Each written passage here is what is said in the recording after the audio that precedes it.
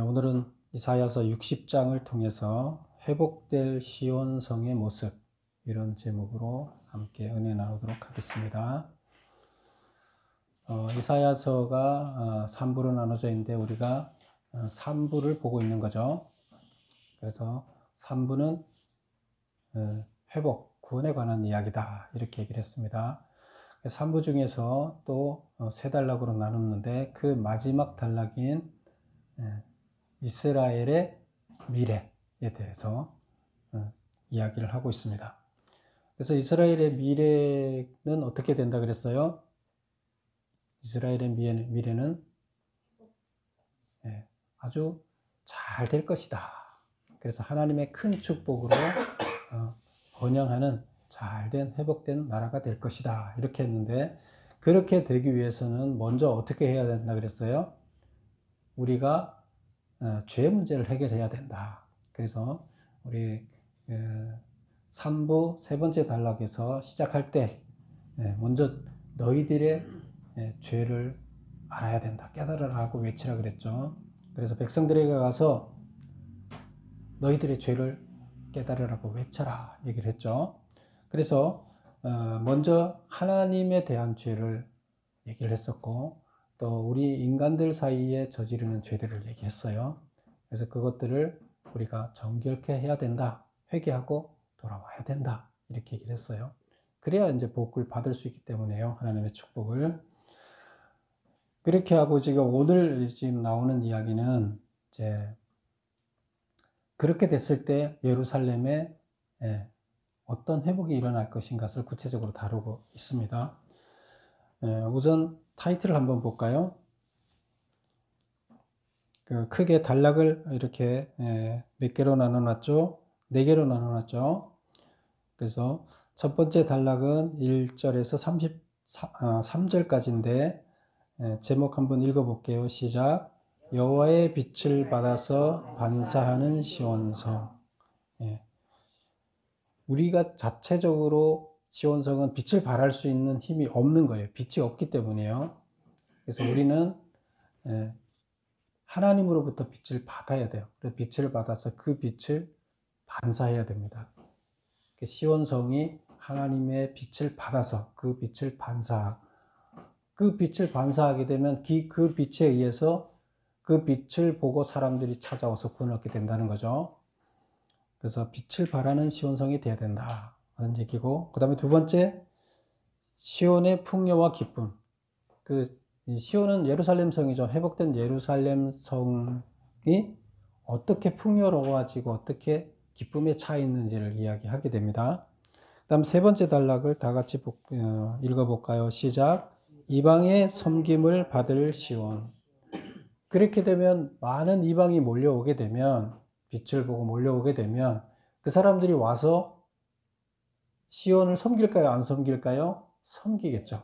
그래서 그전에는 시온을 아주 사람 취급을 안 했는데, 아주 학대하고 구박했는데 이제는 섬기게 됐다. 왜 그래요? 빛 때문에 그런 거죠. 그 다음에 이제 마지막 단락은 15절에서부터 22절까지인데요. 끝까지인데 다 같이 제목 읽어볼게요. 시작.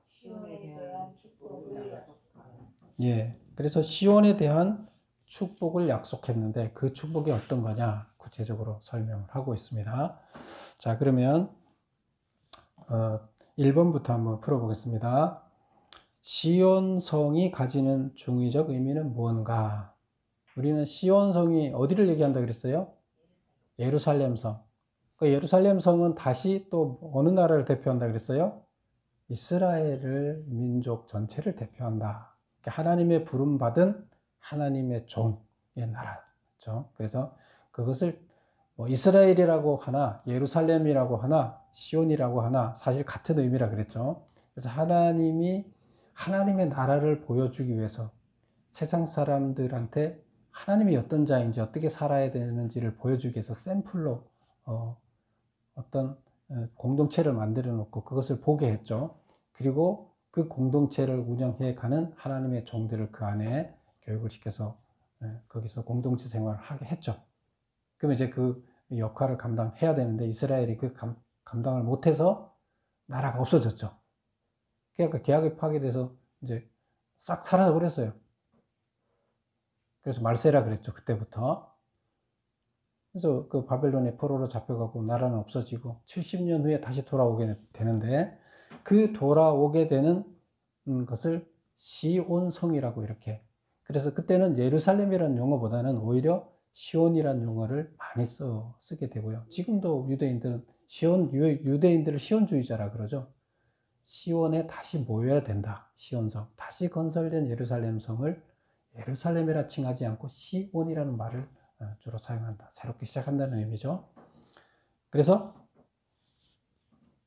시온성은 어떤 의미를 갖고 있느냐? 1번, 역사적으로는 바벨론에 멸망했다 회복된 이스라엘을 의미한다. 그렇죠? 역사 가운데서. 그러나 궁극적으로는 완성될 하나님 나라를 의미한다.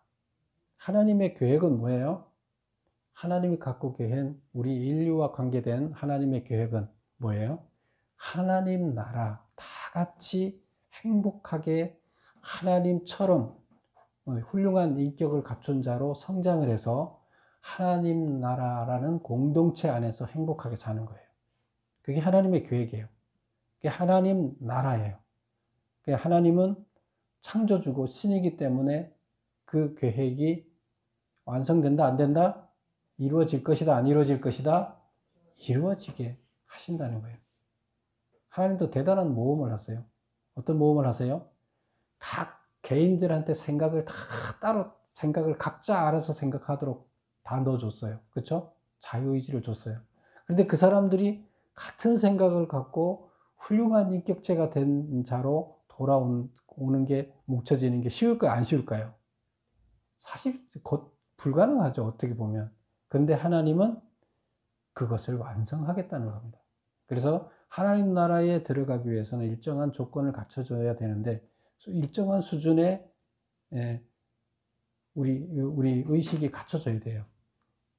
높아져야 돼요. 너무 천한 자로 있으면 안 돼요. 우리 영이. 그래서 하나님과 닮은, 하나님과 함께 살 수 있을 정도의 영적 수준이 돼야 돼요. 그래서 그런 자로 양육을 해서 하나님 나라에 집어넣어서 그 안에서 완성시키겠다는 거예요. 그럼 우리는 이 땅은 뭐 하는 것이에요? 하나님 나라, 계획된 하나님 나라에 들어가기 위해서 훈련하는 장소죠. 훈련이 이루어져서 여기서 하나님 나라에 들어갈 조건을 우리는 충족시켜야 되는 게 우리는 이 땅을 사는 목적이에요.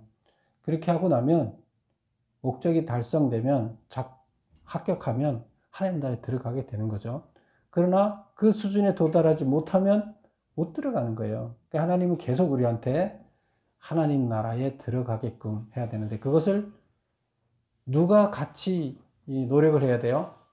우리가 서로 노력을 해서, 나만이 아니라 모든 사람들이 같이 들어가게끔 하는 것이 하나님 나라를 건설하는 거예요. 만드는 거예요. 그래서 그 작업을 우리 각자가 맡은 달란트를 가지고 행하자는 겁니다.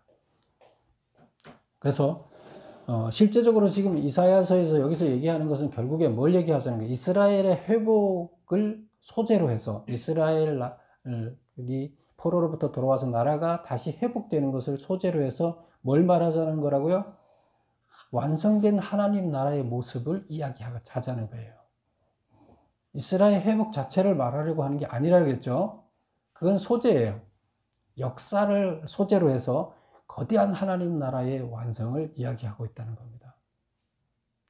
그런데 그 역사의 현실을 다 구체적으로 겪으면서 교육을 하게 되면 확실하게 알 수가 있겠죠. 그래서 그냥 말로 하는 게 아니에요. 역사를 통해서 하나님은 교육을 하시고, 역사를 통해서 우리한테 깨닫게 하시고, 그래서 말씀을 지켰을 때 역사 가운데서 어떻게 되는지를 보여주십니다. 그렇게 하면서 교육을 하시는 거죠. 그래서 여기서 지금 제목은 오늘 시온성인데, 시온성이 어떻게 회복되느냐, 이것은 그 시온성은 이스라엘의 시온성을 말하는 것이 아니라 완성된 하나님 나라를 말하려는 것이다. 이렇게 보시면 됩니다. 2번 보겠습니다. 어둠이 땅과 만민을 덮을 때 이 어둠을 물리칠 빛은 어디로부터 오며 그 빛을 반사해서 온 세상에 비출 곳은 어디인가? 그 빛을 보고 모여드는 자들은 누구인가? 자, 이게 본문을 한번 읽어봐야지 됩니다. 1절 읽어볼까요? 일어나라, 빛을 발하라. 누구한테 일어나라는 거예요? 시온성이에요. 지금 여기서 지금 계속 얘기하는 건 시온성. 시온성아, 일어나라, 빛을 발하라. 왜 일어나라고요? 빛을 발하기 위해서 일어나라는 거예요. 그전에는 빛이 있었어요, 없었어요? 없었어요. 그런데 지금 빛을 발하라고 하면 지금 빛이 왔다는 얘기죠. 이는 내 빛이 이르렀고 너한테 빛이 이르렀다는 거예요. 빛이 이르렀고 여호와의 영광이 내 위에 임하였습니다. 여호와의 영광이 빛이에요. 여호와의 빛, 여호와가 빛이에요. 여호와의 영광 곧 이거로 빛이에요. 그래서 빛이 깜깜한 시온성에 하나님의 빛이 쫙 임했어요. 그러면 시온성이 밝아졌겠죠? 다른 데는 빛이 임했어요? 안 임했어요? 온 우주에 빛이 아무도 없어요. 어둠이에요. 근데 여기만 지금 시온성에만 하나님의 빛이 쫙 비쳤으니까 여기만 밝겠죠? 등잔불, 촛불 켜놓은 것처럼 여기만 밝겠죠? 그래서 여기가 지금 하나님의 빛이 여기 와서 시온만 지금 그 빛을 받아서 밝아졌어요. 빛을 받았으니까 밝겠죠? 그래서 그 빛이 여기서 반짝반짝 빛나니까 시온이 세상을 향해서 빛을 반짝이는 거예요. 무슨 말인지 알겠죠? 그 표현입니다. 그 다음에 2절을 보겠습니다. 보라, 어둠이 땅을 덮을 것이며 캄캄함이 만민을 가렸. 그래서 온 땅이 다 어둠에 가려져 있고 캄캄함이 모든 사람들을 가렸다. 모든 사람들이 다 깜깜해 있다는 거예요. 빛이 없다는 거예요. 사람들한테도. 땅에도 빛이 없고. 그런데 오직 여호와께서 내 위에 임하실 것이며 그의 영광이 내 위에 나타나리니. 그래서 땅과 그 만민들에게 다 어둠밖에 없고 시온 성에만 빛이 임할 것이다. 이렇게 얘기를 하고 있습니다. 3절 나라들은 내 빛으로, 그 시온의 빛으로, 나라들이라는 것은 세상의 모든 열방들을 얘기하는 거죠. 왕들은, 그 열방들의 왕들은 비치는 내 광명으로 나오겠다. 그래서 빛이 여기밖에 없으니까 깜깜한 데 있다가 빛이 켜지니까 별로 다 쳐다보겠죠. 그리고 빛을 향해서 다 모인다는 거예요. 당연하겠죠. 깜깜한 데서 뭘 할 수 있겠어요. 빛을 찾아서 온다는 거예요. 그래서 하나님의 빛이 시온성에 임했고 그 빛을 찾아서 깜깜한 데 있던 사람들이 빛을 찾아서 모일 것이다. 이런 얘기입니다. 그래서 이번에 문제를 다시 한번 읽어보면 어둠이 땅과 만민을 덮을 때 이 어둠을 물리칠 빛은 어디로부터 오는가? 어디서부터 와요? 하나님께로부터 빛이 온다. 그 빛을 반사해서 온 세상에 비출 곳은 어디인가?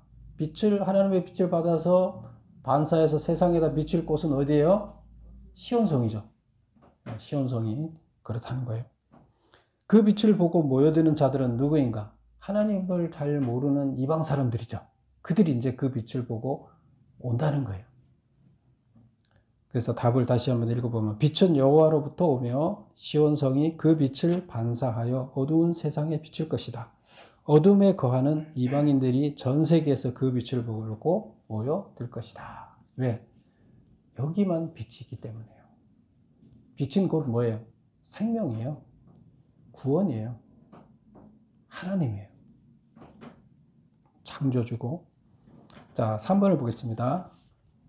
그래서 그 첫 번째 제목이 그거였죠. 첫 번째 1절부터 3절까지 여호와의 빛을 받아서 반사하는 시온성.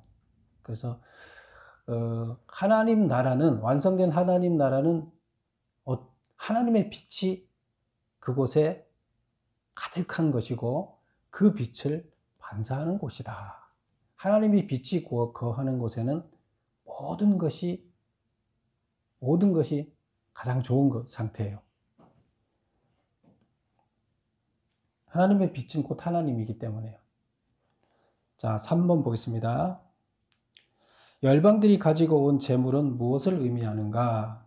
그래서 그 4절부터 이렇게 쭉 나오는 이야기가 9절까지가 이제 뭐라고요? 시온이 풍성해지는 이야기예요. 그래서 온 열방에서 다 이제 올 때 맨손으로 오는 것이 아니라 빈손으로 오는 것이 아니라 다 뭐 들고 온다는 거예요. 들고 오니까 시온, 온 세계에서 다 시온으로 빛이 있으니까 시온으로 예물을 들고 오니까 어떻게 되겠어요? 시온이 풍성해지겠죠. 그 얘기를 합니다. 풍성해지니까 기분이 좋겠어요? 나쁘겠어요? 기쁘죠. 물질의 풍성과 기쁨이 가득한 도시가 된다. 시온성이. 4절을 한번 읽어볼까요? 내 눈을 들어 사방을 보라. 무리가 다 모여 내게로 오느니라. 내 아들들은 먼 곳에서 오겠고 내 딸들은 남겨 올 것이라. 이것은 이제 하나님을 믿기로 한 사람들을 내 아들들, 내 딸들.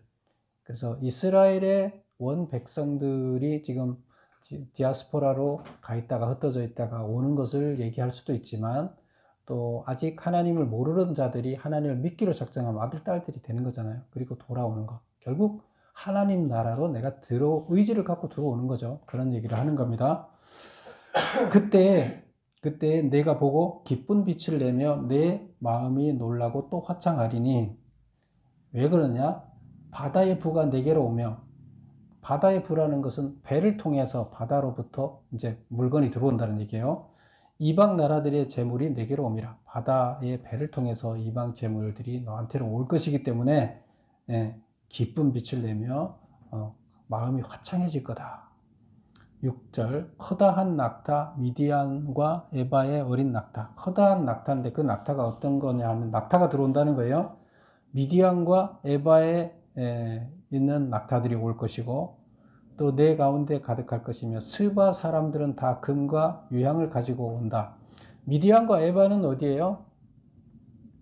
미디안과 에바는 미디안 제사장 처음에 이집트에서 나와서 가나안으로 들어오기 전에 이집트와 가나안 사이에 있는 사막이죠. 거기가 이제 미디안, 에바가 있는 그 사막 지역이에요. 그러니까 거기 낙타가 많겠죠. 그래서 그들이 낙타를 가지고 자기네 낙타를 바치러 온다는 거예요. 스바 사람들은 금과 유향을 가지고 온다. 지금의 예벤, 에디오피아 이쪽 지역이죠. 그쪽 지역에 있는 사람들은 또 거기서 많이 나는 금과 유향을 가지고 온다. 와서 여호와의 찬송을 전파하리라. 하나님을 찬양할 것이다. 그 다음에 7절에 보면 게달의 양 무리는 게달은 어디나 하면 에돔 지역이에요.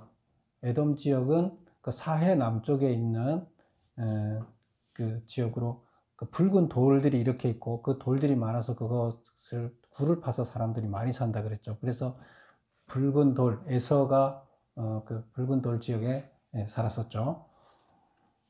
그래서 그쪽 지역을 얘기를 하는데요. 그 게달이 거기서 살아요. 그래서 게달에서 양을 많이 치니까 그 양이 너한테로 오고 느바요의 수장, 요것은 이제 사우디 아라비아 쪽에 있는 쪽인데 게달보다 조금 더 그 동쪽으로 있는 그런 건데 비슷한 지역이에요. 거기서는 또 숫양들을 가지고 와서 제물로 바칠 것이다. 이렇게 얘기를 합니다. 그래서 이런 하나하나를 이렇게 설명을 하고는 있지만 사실 이거는 다 통틀어서 이건 하나의 예고, 샘플이고 세계 열방에서 다 너한테 예루살렘 성에 빈손으로 안 오고 예물을 들고 올 것이다. 그래서 풍요로워질 것이다. 이 얘기를 예를 들어서 설명하고 있다. 이렇게 보면 됩니다. 8절 보면 저 구름같이 비둘기들이 그 보금자리로 날아가는 것 같이 날아오는 자들이 누구냐? 구름대가 몰려서 이렇게 오는 것 같이 비둘기 떼가 몰려서 날아가는 것 같이 그렇게 구름과 같이 비둘기 떼와 같이 와 모여서 온다는 거예요. 어마어마한 무리들이 지금 어디로 온다고요? 시온성으로 온다는 거예요. 이 얘기는 다시 말하면 뭐예요? 하나님을 믿는 무리들이 이렇게 늘어날 것이라는 거예요. 그래서 물질적인 풍요를 얘기하면서 실제적으로는 뭘 얘기해요?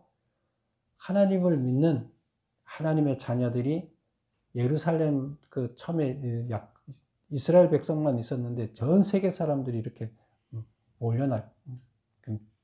많이 불어날 것이다. 이 얘기를 하는 거죠. 그래서 물질적인 풍요와 더불어서 믿는 사람들이 늘어날 것도 얘기를 하고 있다. 이렇게 볼 수 있는 거죠.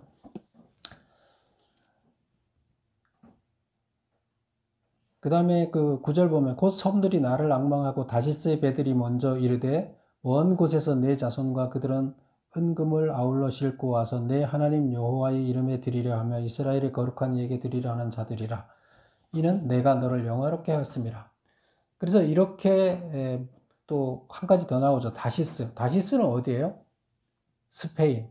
그래서 이때 당시에 예루살렘에 살던 사람들은 땅 끝, 그때 사각형이라고 봤을 때 사각형이 땅 끝이잖아요.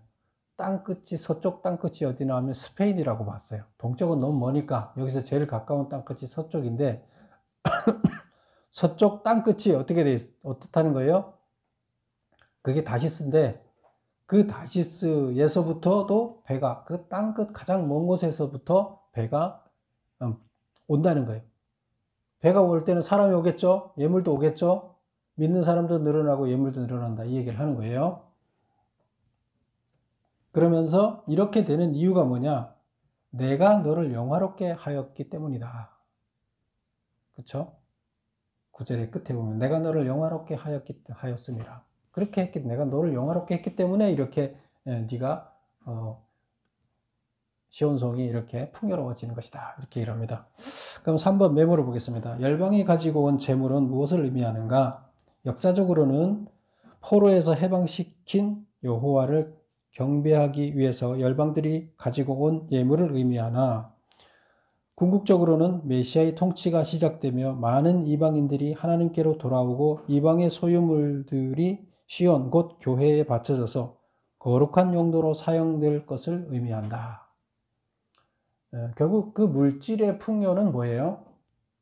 이게 예물이잖아요. 하나님께 바쳐진 예물이잖아요. 이거는 뭐 그 시온 개인의 것을 위한 것이 아니잖아요. 세상의 모든 사람들이 자기가 하나님을 알고 하나님께 감사하는 마음을 가서 물질을 들음으로 인해서 그 물질들이 풍요로워졌다는 얘기는 뭐냐면 그 물질이 뭐 하는 거예요? 공동체의 가난한 자들을 위해서 가난한 자들도 다 가난을 느끼지 않고 행복하게 살 수 있게 한 거잖아요. 보험이잖아요. 그래서 그 예물이 바로 충만해졌다는 것은 하나님 나라가 완성되는 거에 필요한 조건이에요. 그래서 모두가 다 부족함이 없게 살 수 있게 됐다. 풍요로워졌다. 이런 뜻이에요. 뭐 여기가 부자 나라가 됐다. 이런 것을 말하려고 하는 것이 아니라 어려운 사람들을 다 도와줘서 어려운 사람들이 골고루 잘 살게 됐다. 이런 얘기를 하고자 하는 겁니다. 그래서 풍요로워졌다. 4번 보겠습니다. 미디안과 에바의 낙타, 스바의 금과 유양, 게달의 양, 느바요스의 숫양은 무엇을 표현하는 말인가? 이방인이 하나님께 드리는 예물을 통칭하는 표현이다. 그래서 하나하나를 얘기하지만 이방 안 믿던 사람들이 하나님을 믿으면서 하나님 앞에 예물을 바침으로 인해서 모든 사람들이 잘 살 수 있게 만들어져 가는 공동체가 하나님의 나라. 이게 참 하나님의 나라죠. 이 공동체가 형성됐다. 이걸 말하려고 이 물질을 표현하고 있는 거예요. 뭐 많이 그 물질을 갖고 와서 이스라엘이 전 세계의 맹주가 돼서 뭐 세계를 호령하게 됐다. 이걸 말하려는 게 아니에요. 지금 현재 저는 이스라엘의 그 분쟁을 보면서 안타까운 게 뭐냐면 이스라엘의 그 유대인들이 만약에 시온이라는 말에 대해서 시온성에 대한 의미를 하나님이 우리가 성경을 해석하는 방식으로 이해했다면 지금과 같은 일이 없었을 거라고 저는 생각해요. 지금 거기는 시온이라는 것을 문자적으로 해석해서 예루살렘 성 그 자체를 중요하다고 지금 보고 있잖아요. 그래서 어떻게 해도 이것을 우리는 지켜야 되겠다는 이 주의를 가지고 있잖아요. 근데 사실 하나님께서는 온 인류를 구원하기 위해서 시온을 만들어 놓고 결국 예수님이 와서 제자들한테 뭐 하라 그랬어요? 예루살렘 성에 모여 있으라 그랬어요? 아니에요. 전 세계로 뻗어나가라 그랬어요. 그래서 어떻게 했어요? 다 예루살렘 그 제자들이 성을 떠나서 다 나갔잖아요. 처음에 안 나가니까 핍박을 해서 나가게끔 만들어서 전 세계에 전파로 흩어졌어요. 시온은 그 시온을 여기서 말하는 시온은 그 시온은 하나님 나라를 말하기 위해서 시온이 필요한 거지 앞으로 그 시온이 중요하다는 얘기가 아니에요. 여기서 얘기하는 시온은 뭐예요? 하나님 나라를 얘기하는 거지 이스라엘에 있는 예루살렘 성을 얘기하는 게 아니에요. 근데 유대인들이 자꾸 그것을 문자적인 해석으로 지역적인 중요성으로 인식하게 됨으로 인해서 오늘과 같은 사태가 발생하는 거예요. 그들이 참 하나님의 자녀들이라면 그들은 시온을 하나님 나라로 인식해야 돼요. 세계가 어디나 내가 있는 곳이 시온인 거예요. 그렇죠? 그래서 그렇게 인식을 해야 되는 거예요. 그래서 그런 의식이 없는 한은 그래서 결국 시온주의자들은 진정한 하나님이 원하는 시온주의자가 되려면 어떻게 해야 돼요? 우리가 다 시온주의자가 돼야 돼요. 하나님 나라를 사모해야 돼요. 이스라엘 땅을 예루살렘을 사모하는 것이 아니라 완성될 하나님 나라를 사모해야 되고 그것을 만들어내야 돼요. 그렇게 하려면 이방 사람들과 다 지금 어떻게 해야 돼요? 우리만 살겠다가 아니라 이방 사람들이 다 여기로 모여들게 해야 돼요. 빛을 발해서 그들이 모이게 해야 돼요. 지금은 예루살렘 유대인들은 자기네만 살 때니까 니네 나가라. 니네 다 씨를 말려버리겠다. 그거잖아요. 그거는 하나님의 생각하고 정반대의 생각이에요. 성경을 해석을 못하는 거죠. 제 해석을 해내야 되는데 문자적인 해석에 얽매여서 그렇게 있으니까 얼마나 한심한 거예요. 그러면 그들이 제 해석을 해내지 않는 한은 하나님의 뜻을 온전히 이해하지 못하게 되는 거죠. 여기서 보면 시온성에는 다 이방 사람들 모여들게 하는 거예요. 다 같이 연대해서 같이 사는 거예요. 그렇죠? 그리고 강요해서 그들을 오게 하는 것이 아니라 빛을 보고 그들이 찾아오게 하는 거예요. 5번 보겠습니다. 시온성이 풍요롭게 된 이유는 무엇인가? 내가 너를 영화롭게 하였습니다. 하나님이 시온성을 영화롭게 하였기 때문이다. 그러니까 하나님의 은혜로 시온성이 그렇게 많은 사람들이 몰려들게 됐지 시온성 자체가 빛이 있고 자기들이 의로가 와서 그런 게 아니라는 거죠. 6번 보겠습니다. 이제 10절부터 14절까지 이야기인데요. 10절부터 14절까지는 이방의 섬김을 받은 시온. 그래서 그 풍요로워진 시온이 이방의 섬김을 받게 되는 이야기인데요. 이방인들은 시온성의 재건에 어떻게 참여하는가? 1. 이방인들이 내 성읍을 쌓을 것이요 그들의 왕들이 너를 섬길 것이며 재건 후 이방의 재물과 회개한 자들이 들어오려고 줄지어 있기 때문에 성문은 죄로 닫히지 않을 것이다. 그래서 지금 예루살렘 역사적으로 지금 그 예루살렘 성이 포로로부터 돌아와서 재건되는 것을 일단 그 문자적으로 표현하는 거죠. 근데 어떻게 재건이 되느냐? 이방인들이 내 성을 쌓을 것이다. 그래서 사실 그 예루살렘 그 이스라엘 백성들이 자기 돈으로 그걸 쌓나요? 돈이 없어요. 포로로 잡혀건데 무슨 돈이 있어요? 그래서 지금 고레스 왕이 다 줬죠. 고레스 왕이 다 줘서 너희 거기 가서 성을 쌓고 옛날과 같이 다시 거기에서 네가 원하는 하나님 잘 섬기면서 살아라. 그러면서 성전 뺏어갔던 기구들도 다 돌려줬죠. 그래서 니들 섬기고 싶은 신, 너네 신 섬기고 또 성벽 설치할 돈 줄 테니까 먹고 살 돈 줄 테니까 다 거기 가서 해라 하고 줬어요. 그래서 누가 설치한 거예요? 예, 이방이 설치해 준 거예요.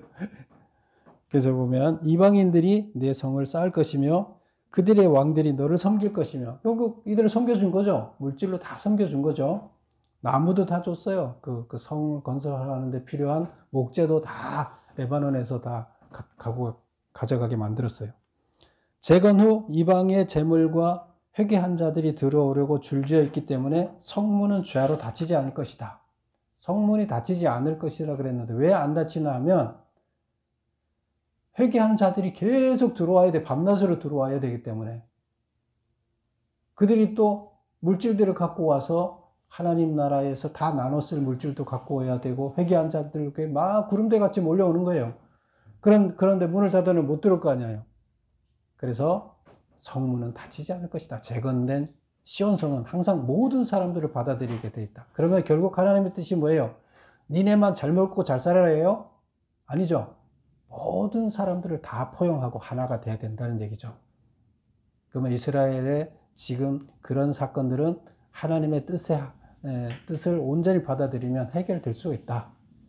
성경을 바르게 해석하면 해결될 수 있다. 그들의 의식을 바꾸면 그런 얘기가 되겠습니다. 7번 시온에게로 나올 이방인들과 시온은 어떤 관계에 놓이게 된다고 했는가? 우리가 몇 절을 보냐면 14절을 한번 볼까요? 너를 괴롭히던 자의 자손이 몸을 굽혀 내게 나오며 너를 멸시하던 모든 자가 내 발 아래 엎드려 너를 일컬어 여호와의 성읍이라 이스라엘의 거룩한 예 시온이라 하리라. 결국 처음에는 그 시온성에 있는 이스라엘 사람들을 포로로 잡아가고 사람 취급 안 했잖아요.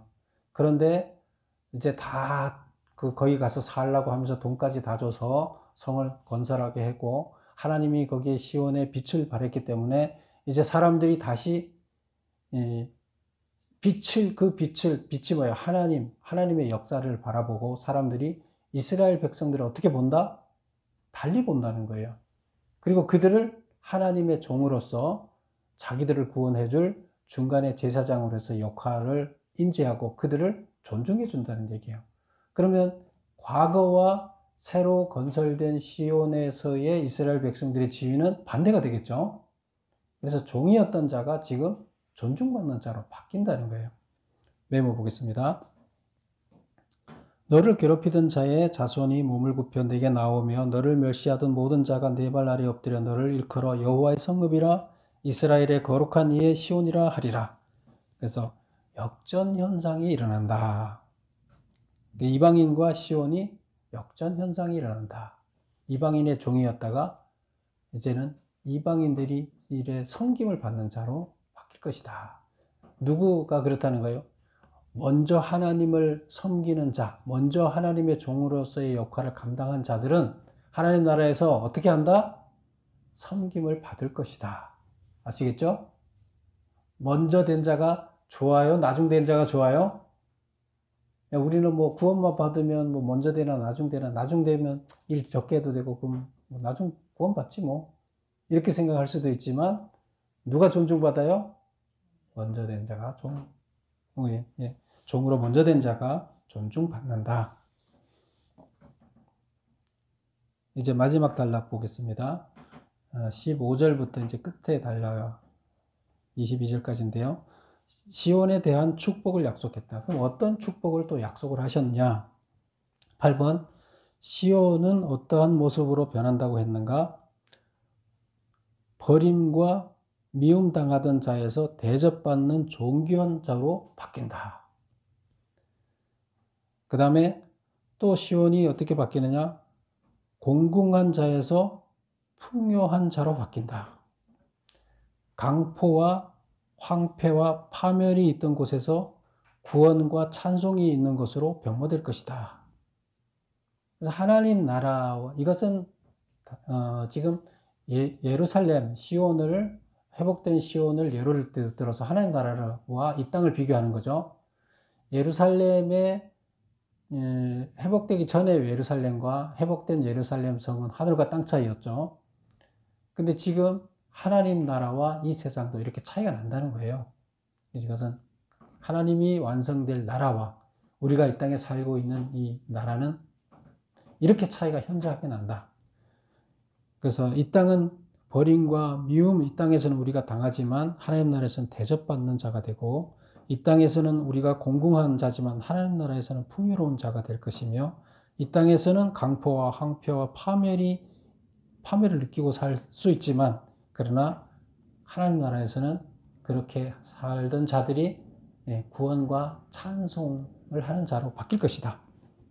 9번 하나님이 시온을 통치하는 두 가지 원리는 무언가?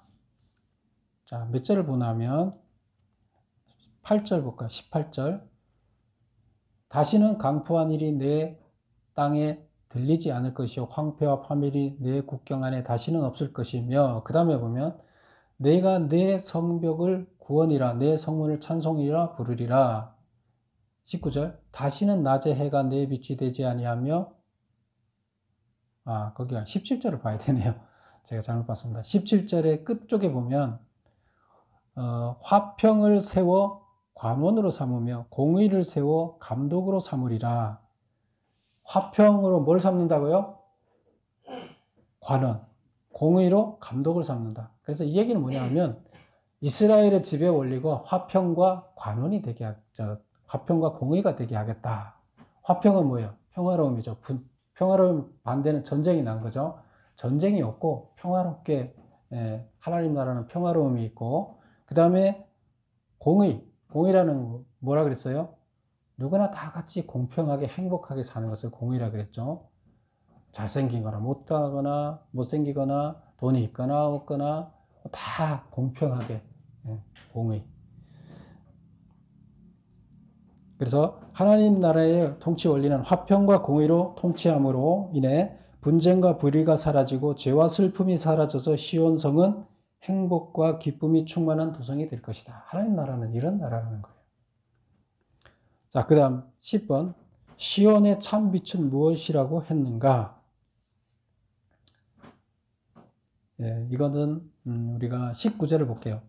다시는 낮에 해가 내 빛이 되지 아니하며 달도 내게 빛을 비추지 않을 것이요 오직 여호와가 내게 영원한 빛이 되며 내 하나님이 내 영광이 되리라. 지금 그 하나님의 빛이 비치기 전에는 우리는 어떤 빛을 가지고 살았어요? 밤에는 달 빛을 가지고 살았고, 낮에는 해에서 비치는 빛을 가지고 우리는 살았어요. 자연계의 빛을 가지고 살았어요. 그런데 지금 이 시온성에 하나님의 빛이 비치기 때문에 하나님이 존재해서 하나님 존재 자체가 빛이에요. 그 빛은 이 태양의 빛보다 어마어마한 빛이기 때문에 태양은 깨면 안 돼요. 거기는 모든 에너지가 거기 다 나와요. 안 먹어도 그 하나님의 빛을 비춤으로 인해서 우리는 모든 에너지가 채워지고 모든 병이 고쳐져요. 그 빛은 강력한 하나님의 완전한 빛이에요. 그리고 모든 걸 깨닫게 돼요. 그 빛을 비치면. 모든 병도 낫게 돼요. 말도 안 되는 빛이죠. 안 먹어도 다 채워져요.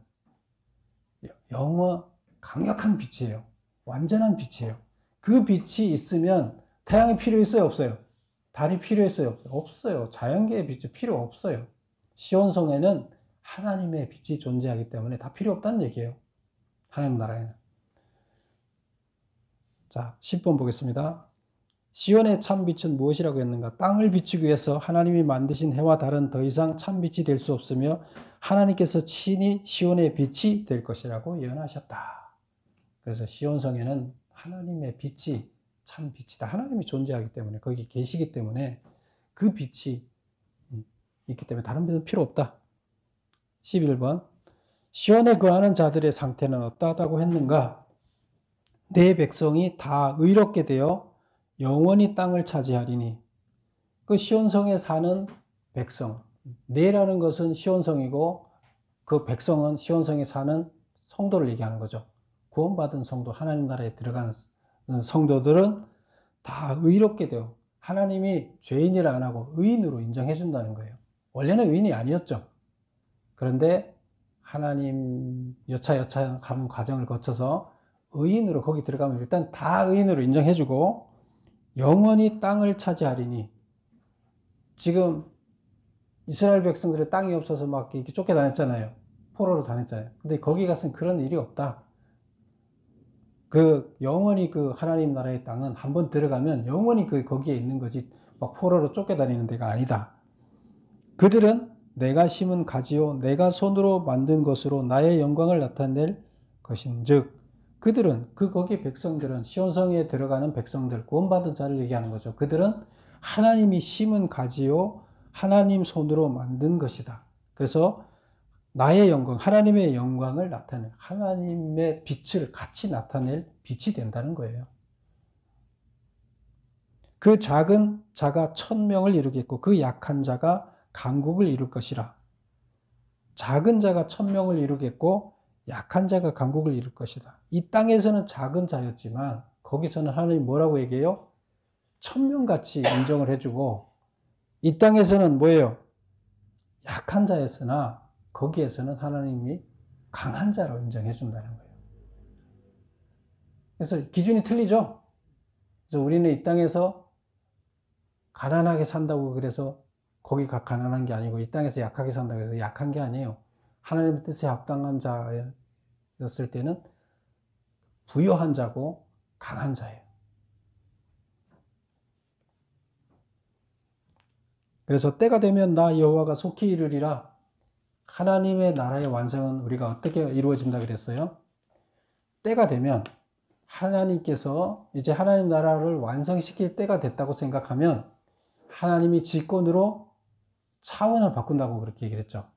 차원을 바꿔서 시간과 공간을 초월하는 4차원 이상의 세계로 직권으로 변화를 시켜서 하나님 나라를 완성시킨다.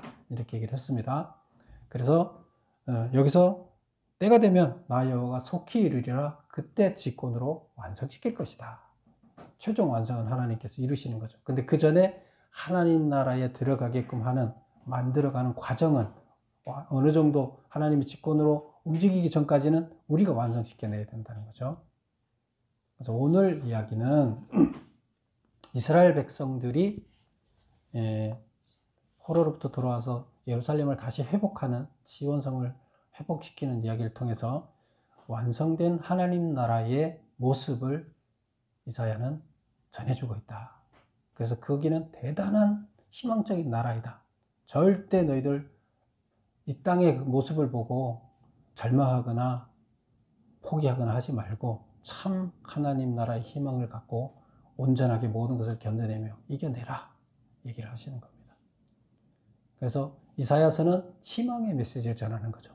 처음에는 심판, 절망을 얘기하는 것 같았지만 그것은 깨닫고 회개하고 돌아서기 위한 것이고 희망을 절대적인 절망 가운데 있는 자들에게 절대적인 희망을 불어넣어주는 메시지다 것입니다. 여러분 모두 그 메시지가 여러분의 메시지가 되기를 축원합니다. 기도하겠습니다. 아버지 하나님,